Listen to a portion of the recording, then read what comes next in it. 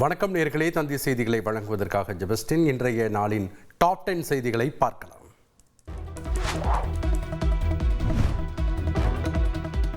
பல்லாயிரக்கணக்கான பக்தர்களுடன் மதுரை திருப்பரங்குன்றம் சுப்பிரமணிய சுவாமி கோயில் குடமுழுக்கு விழா வெகு விமரிசையாக நடைபெற்றது. முருகனின் அறுபடை வீடுகளில் முதல் படை வீடான மதுரை திருப்பரங்குன்றம் சுப்பிரமணிய சுவாமி திருக்கோயிலில் 14 ஆண்டுகளுக்கு பிறகு நடைபெறும் குடமுழுக்கு விழாவிற்காக 2,36,00,000 ரூபாயில் திருப்பணிகள் செய்யப்பட்டு தயார்படுத்தப்பட்டது. அதைத் தொடர்ந்து 75 யாக குண்டங்களில் ஜூலை 10ஆம் தேதி தொடங்கிய யாகசாலை பூஜைகள் இன்று அதிகாலை வரை 8 காலங்களாக நடைபெற்றன. கடந்த 4 நாட்களில் சிவாச்சாரியார்கள் ஓதுவார்கள் மூலமாக வேத பாராயணம் செய்யப்பட்டது. அதைத் தொடர்ந்து இன்று அதிகாலை 5:25 மணிக்கு ராஜகோபுரத்தில் உள்ள 7 கலசங்களின் மீது யாகசாலையில் வைத்து வழிபாடு நடத்தப்பட்ட புனித நீர் ஊற்றப்பட்டு குடமுழுக்கு வெகு விமரிசையாக நடைபெற்றது.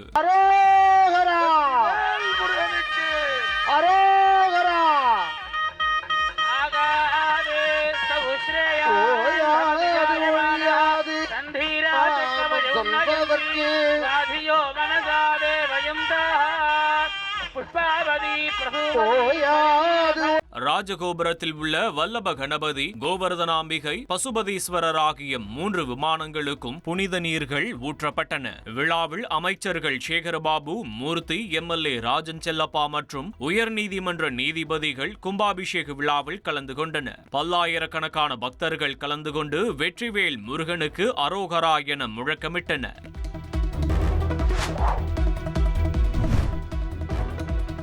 சர்வதேச விண்வெளி நிலையத்தில் தங்கி ஆய்வு மேற்கொண்ட இந்திய விண்வெளி வீரர் டிராகன் விண்கலத்தில் பூமிக்கு புறப்பட்டார். அமெரிக்காவின் புளோரிடாவில் இருந்து ஸ்பேஸ் எக்ஸ் நிறுவனத்தின் டிராகன் விண்கலம் வாயிலாக ஆக்சியம் மிஷன் 4 திட்டத்தில் இந்திய வீரர் சுபான்சு சுக்லா உட்பட 4 பேர் கடந்த 25ஆம் தேதி சர்வதேச விண்வெளி நிலையத்திற்கு சென்றனர். சுமார் 14 நாட்கள் அங்கு தங்கியிருந்து பயிர்கள் வளர்ச்சி உள்ளிட்ட ஆய்வுகளை அவர்கள் மேற்கொண்டனர். தற்போது 4 பேரும் ஆய்வுகள் முடிந்து சர்வதேச விண்வெளி நிலையத்தில் இருந்து டிராகன் விண்கலத்தில் பூமிக்கு புறப்பட்டனர். இந்திய நேரப்படி மாலை 4:35 மணிக்கு பூமியை நோக்கி விண்கலத்தின் பயணம் தொடங்கியது. சுமார் 24 மணி நேர பயணத்திற்கு பிறகு செவ்வாய்க்கிழமை பகல் சுமார் 3 மணி அளவில் பூமியை வந்தடைகிறது. தமிழ் சினிமா ரசிகர்களின் இதயத்தை கொள்ளை கொண்ட பழம்பெரும் நடிகை சரோஜா தேவி உடல்நலக்குறைவால் காலமானார். அவருக்கு வயது 87. மூச்சு திணறல் காரணமாக பெங்களூரு மருத்துவமனையில் அனுமதிக்கப்பட்டிருந்த சரோஜா தேவி சிகிச்சை பலனின்றி உயிரிழந்தார். தமிழ், தெலுங்கு மொழி திரைப்படங்களில் நடித்து முன்னணி நடிகையாக வலம் வந்த சரோஜா தேவி 50 ஆண்டு கால திரைப்படத் துறையில் 200 படங்களுக்கு மேல் நடித்து புகழ் பெற்றுள்ளார். தமிழில் எம்ஜிஆர், சிவாஜி கணேசனோடு அதிக படங்களில் இவர் நடித்துள்ளார். கன்னடத்து பைங்கிலி, அபிநய சரஸ்வதி போன்ற அடைமொழிகளால் அழைக்கப்பட்ட சரோஜா தேவி மத்திய அரசின் பத்மபூஷன், பத்மஸ்ரீ விருதுகளையும் வென்றுள்ளார். அரசு துறைகளின் முக்கிய தகவல்களை பொதுமக்களுக்கு எடுத்துரைக்கும் வகையில் மூத்த IAS அதிகாரிகள் 4 பேர் அரசு செய்தி தொடர்பாளர்களாக நியமிக்கப்பட்டுள்ளனர். முதலமைச்சர் மு.க. ஸ்டாலின் தமிழ்நாடு அரசு துறைகளின் முக்கிய தகவல்கள், திட்டங்கள் மற்றும் தேவையான இடங்களில் செய்தி ஊடகங்கள் மூலமாக சரியான நேரத்தில் பொதுமக்களுக்கு எடுத்துரைப்பதற்கும் பிற அரசு துறைகளுடன் ஒருங்கிணைப்பதற்கும் மூத்த IAS அதிகாரிகள் ராதாகிருஷ்ணன், ககன்தீப் சிங் பேடி, தீரஜ்குமார், அமுதா ஆகியோரை அரசு செய்தி தொடர்பாளர்களாக நியமித்துள்ளதாக தெரிவிக்கப்பட்டுள்ளது. அதிகாரிகள் எந்தெந்த துறை சம்பந்தமாக செய்திகள் வெளியிட வேண்டும் என அதற்கான துறைகளும் ஒதுக்கப்பட்டுள்ளன. அதன்படி ராதாகிருஷ்ணன் எரிசக்தி துறை, மருத்துவம் மற்றும் மக்கள் நல்வாழ்வுத்துறை, போக்குவரத்து துறை உள்ளிட்ட துறைகளும், ககன்தீப் சிங் பேடிக்கு நகராட்சி நிர்வாகம் மற்றும் குடிநீர் வழங்கல் துறை, ஊரக வளர்ச்சி, கால்நடை பராமரிப்பு, நீர்வளத்துறை உள்ளிட்ட துறைகளும் ஒதுக்கப்படுவதாக தெரிவிக்கப்பட்டுள்ளது. தீரஜ்குமாருக்கு மதுவிலக்கு மற்றும் ஆயத்தீர்வைத்துறை ஒதுக்கப்பட்டுள்ளது. அமுதாவுக்கு வருவாய் மற்றும் பேரிடர் மேலாண்மை துறை, சமூக நலன் மற்றும் மகளிர் உரிமைத்துறை, சிறப்பு திட்ட செயலாக்கத்துறை உள்ளிட்ட துறைகள் ஒதுக்கப்படுவதாக தெரிவிக்கப்பட்டுள்ளது.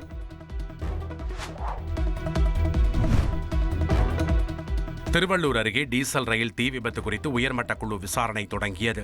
ரயில் விபத்து குறித்து விசாரணை மேற்கொள்ள தெற்கு ரயில்வே சார்பில் உயர்மட்ட குழு அமைக்கப்பட்டது. இந்த நிலையில் விசாரணையை தொடங்கிய உயர்மட்ட குழு முதற்கட்டமாக ரயிலை இயக்கிய லோகோ பைலட் மது அருந்தி இருந்தாரா என்ற அடிப்படையில் அவரது இரத்த மாதிரியை சேகரித்தனர். இதனையடுத்து திருவள்ளூர் ரயில் நிலைய மேலாளர், தண்டவாள பராமரிப்பு பிரிவு, தொழில்நுட்ப பிரிவு அதிகாரிகளிடம் உயர்மட்ட குழு விசாரணை நடத்தியுள்ளனர். மேலும் தண்டவாளம் விரிசல் ஏற்பட்டதன் காரணமாக சரக்கு ரயில் தடம் புரண்டதா, தண்டவாள பராமரிப்பு குறைபாடா அல்லது தொழில்நுட்ப கோளாறா என்ற பல்வேறு கோணத்தில் விசாரணை மேற்கொண்டு வருகின்றனர்.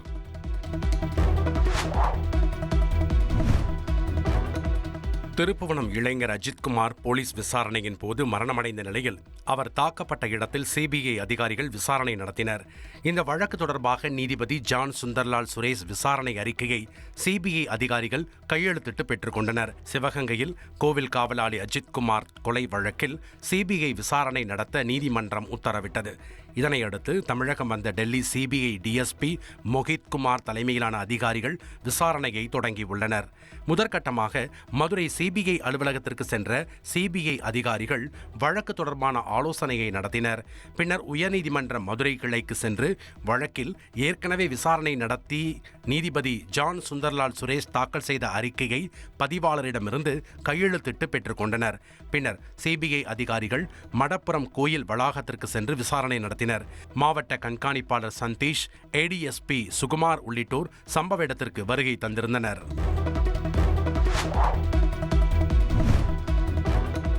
வைகோவுக்கு துரோகம் செய்தேனா என கேள்வி எழுப்பி தந்தி டிவி அளித்த பிரத்யேக நேர்காணலில் மல்லை சத்யா கண்ணீர் சிந்தினார். வைகோவை தலைவர் என்பதை விட தந்தை என்ற ஸ்தானத்தில் வைத்து பார்த்தேன் என்றும் உருக்கமாக கூறினார். மர்மலிஸ் திமுகவின் துணை பொதுச் செயலாளராக இதில் இருக்கும். அதிகாரப்பூர்வமாக அவங்க என்ன நீக்கலை. அவங்க நீக்கியதற்கு பின்னால் தான் நான் இருக்கிறேன்னா இல்லையான்றது உலகத்துக்கு தெரியும். பட் என்னுடைய அரசியல் பயணம் என்பது 32 ஆண்டு காலம் வெளிப்படைத்தன்மையோடு உண்மையோடும் விசுவாசத்தோடும் நான் என்னுடைய 32 ஆண்டு கால வசந்த காலத்தை மதிமுகவில் பணியாற்றியிருக்கிறேன். தலைவர் வைகோ அவர்கள் தான் என்னுடைய அரசியல் முகவரி. குடத்தில் இட்டு விளக்காக இருந்த என்னை குண்டின் மேல் வைத்த அழகு பார்த்தவர் அவர்தான். ஒரு நெடும் பயணத்தை தந்தவர் அவரே. இப்பொழுது துரோகி என்ற பட்டத்தை கொடுத்து முடித்து வைத்து பார்க்கிறார். தலைவர் நல்லவர், தலைவர் நல்லா இருக்கணும்னு நான் வாழ்த்துறேன் அவரை. 1000 இருந்தாலும் அவர் என்னுடைய தலைவர். அவர் சொல்லியிருந்தாலும் நான் அவரை மனதார நேசிக்கின்றவன். அவரை என்னுடைய இதயத்தில் வைத்து நான் பூஜிக்கின்றவன். தலைவர் என்ற நிலையிலிருந்து தந்தை என்ற நிலையில் பார்த்தவன் நான். தாம் துரோகம் செய்துவிட்டதாக கூறியுள்ள கருத்துக்கு மாறாக வைகோ தனக்கு விஷம் கொடுத்திருக்கலாம் என்றும் அவர் கூறினார். கடந்த 5 நாட்களாக இரவில் தூக்கமின்றி தவித்து வருவதாக மல்லை சத்யா வேதனையுடன் தெரிவித்தார். உலகமே தலைகீழாக புரண்டாலும் என்னை கைவிட மாட்டார் என்று நான் நம்பியவன். ஆனால் அவரே இது போன்ற ஒரு குற்றச்சாட்டை சொல்லி சமூக விதியில் எனக்கு இப்படி ஒரு பட்டத்தை கொடுத்ததை விட நான் அவருக்கு உறுதியாக இருந்தவன். ஒரு விஷம் கொடுத்து என்னை சொன்னிருந்தா கூட நான் குடிச்சு செத்து போயிட்டுருப்பேன். தலைவர் 9ஆம் தேதி பேட்டி கொடுத்தார். இன்னைக்கு 14. கடந்த 5 நாட்களாக நான் இந்த தூக்கத்தை தொலைத்திருக்கிறேன். த டாலஸ்ட் டெமோக்ராட்டிக்ஸ் லீடர் எங்கள் தலைவர். ஒரு உயர்ந்தபட்ச அடையாளத்தை கொண்டவர். அவர் அந்த வார்த்தைக்கு பதிலாக வேற ஏதாவது என்னோட அரசியலை வீழ்த்தணுன்றதுக்காக ஒரு துரோகி என்ற ஒரு பட்டத்தை கொடுத்து என்னை வெளியேற்றிருக்கக்கூடாது. அவர் வெளியேற்ற துடிக்கக்கூடாது. உங்கள் மகனுக்கு நான் என்றைக்கும் நான் இடையராக இருந்தவன் அல்ல.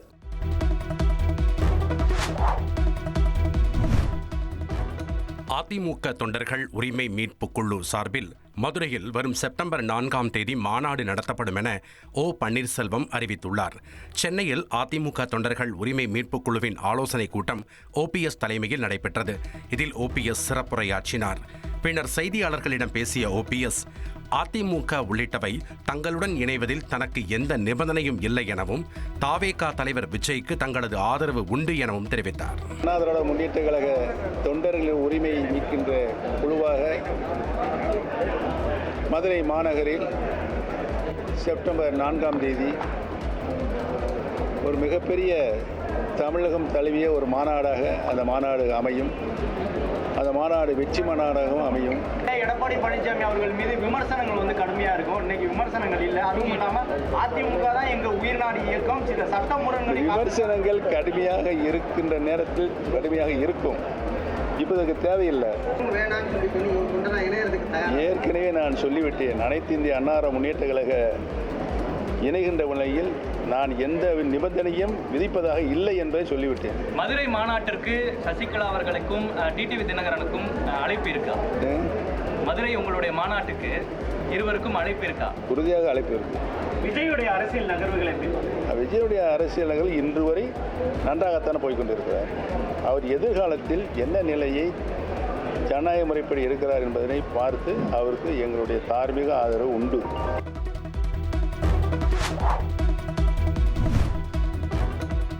அகமதாபாத் ஏர் இந்தியா விமான விபத்து தொடர்பான விசாரணை அறிக்கையில் விமானத்தில் இயந்திர கோளாறுகளோ அல்லது பராமரிப்பு குறைபாடுகளோ கண்டறியப்படவில்லை என்று ஏர் இந்தியா நிறுவன தலைமை செயல் அதிகாரி கேம்பல் வில்சன் தெரிவித்துள்ளார். முதற்கட்ட விசாரணை அறிக்கை தொடர்பாக கருத்து தெரிவித்துள்ள அவர், விமானத்தின் தொழில்நுட்பம், பராமரிப்பு நடவடிக்கைகள் அனைத்தும் தரநிலைக்கு ஏற்ப இருந்துள்ளதாகவும் ஏர் இந்தியா தொடர்ந்து முழுமையான ஒத்துழைப்பை வழங்கி வருவதாகவும் தெரிவித்துள்ளார்.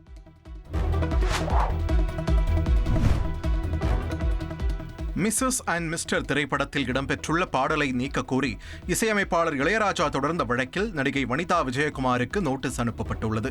இளையராஜா தொடர்ந்த வழக்கை விசாரித்த சென்னை உயர்நீதிமன்றம் இந்த உத்தரவை பிறப்பித்துள்ளது. இந்த வழக்கில் ஆஜரான நடிகை வனிதா தரப்பு வழக்கறிஞர் சம்பந்தப்பட்ட நிறுவனத்திடம் அனுமதி பெற்றுதான் பாடலை பயன்படுத்தி உள்ளதால் பதிப்புரிமை மீறல் இல்லை என்று வாதம் செய்தார். மேலும் இளையராஜா மனுவுக்கு பதிலளிக்க அவகாசம் வழங்க வேண்டும் என்றும் கேட்டுக்கொண்டார். இதையடுத்து நடிகை வனிதா தரப்புக்கு அவகாசம் வழங்கிய சென்னை உயர்நீதிமன்றம் விசாரணையை தள்ளிவைத்தது.